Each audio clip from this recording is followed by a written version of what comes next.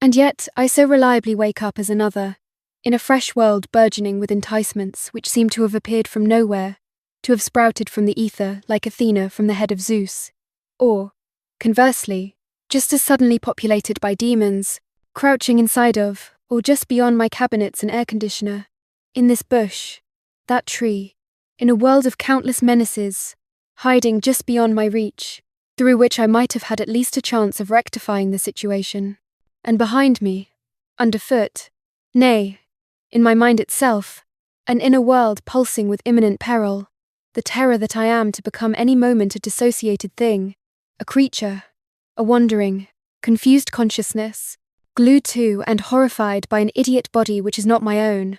I have no idea what is my own, what that could even possibly mean.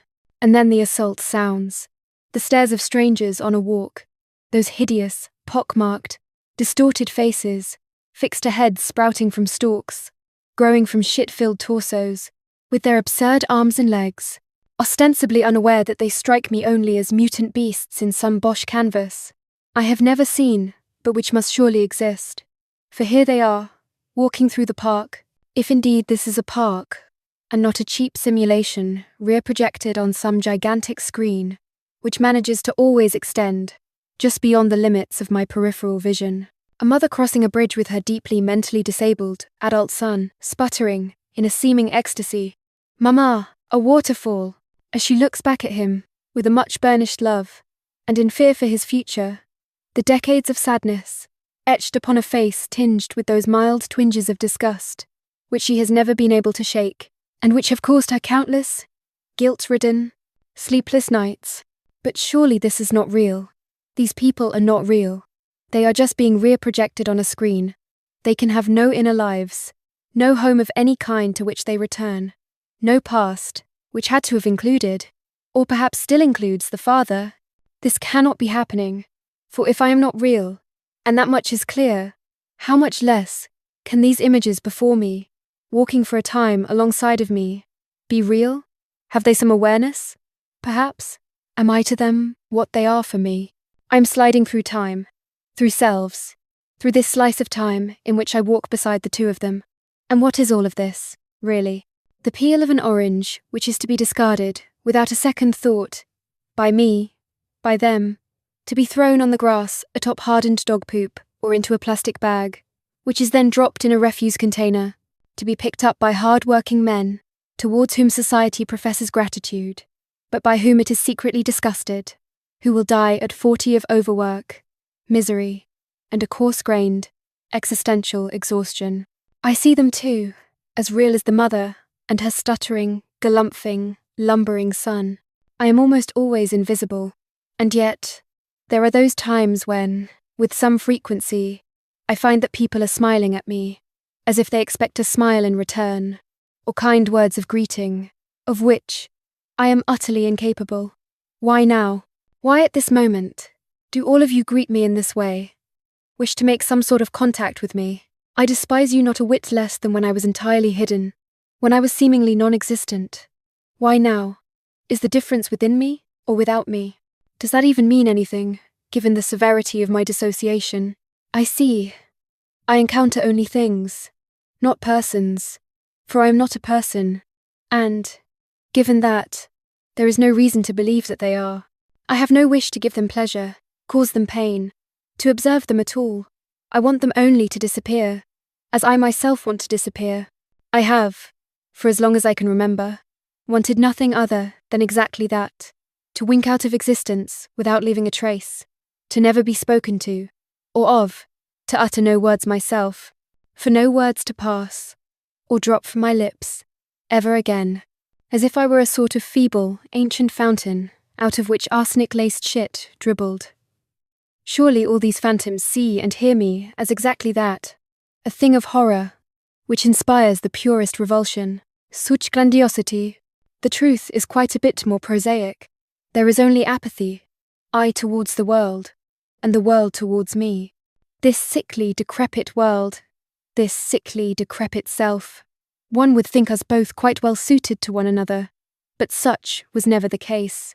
I will die in a sobbing heap, just as I lived, just as it's been since the very first moment of which I was aware that I was this thing of which I would so desperately love to rid myself, and to be assured it will not live on.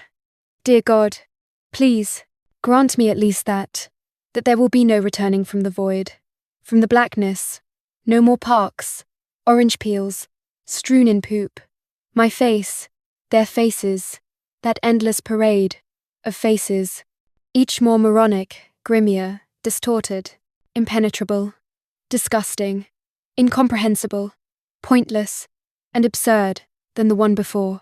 These creatures, these things, they have invaded even my dreams, in which heretofore the beings I encountered were at least half familiar, stable, quasi-real.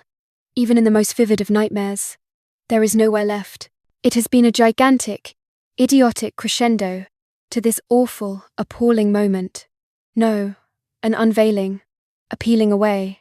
This is who I am, was, have always been. It's simply that I cannot unsee it anymore. Nothing works. There is nothing with which I might hide this catastrophe, and every word I grasp at to describe it only pulls me further into myself, into the ground. There are arms jutting out of the ground, of the walls, pulling me down, down, down to the hell in which I was born, and which I have borne within me all these years, these pointless, idiotic years, coming from and going nowhere. Why? Why did you have a child, you fiend? And how could you have treated it so? I carry this monstrosity within me. I am monstrous, and yet I have never lifted a finger to another sentient being. I cart spiders and crickets outdoors, and yet my thoughts are ugly, vicious, vile, evil, cruel beyond imagining, and they cause me not the least bit of shame or guilt. Yet, were I to cause the death of a sparrow, I would suicide a moment later. I would explode. I am exploding. Someone help me. Please help. But no one can help me, for I am but a thing, and they are things as well. And, dear God, help me navigate some infinitesimal path, through even this one morning, through even these next few minutes. What is that moaning? I hear moaning. It's not the dog, it's outside. At least I think it's outside. Is it me? Am I moaning? No, it's coming from outside. Perhaps I am outside as well? Perhaps my dissociation is of a sort, or of a grandeur that enables me to jump through time and space. To be, unbeknownst to the person typing, an unwitting ventriloquist who seeks to entertain himself. No, not entertain, fool. Terrify. I am tired. What is this exhaustion? Who is exhausted? I am exhausted. Exhausting, melting, famished, praying for sense to return.